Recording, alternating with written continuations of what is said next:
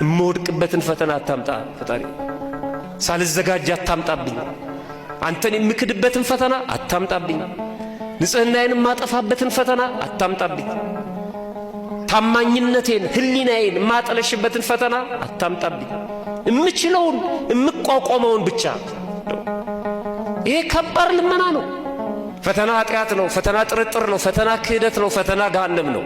ወደ ፈተና አታግባን ጌታዬ የአባቴ ፈጣሪ፣ ዓይኔን የሚያስታትን ነገር አታምጣብኝ፣ ቁንጣንም አያቀናጣኝ፣ ለክፉ ሰውነትም አሳልፈ አትስጠኝ።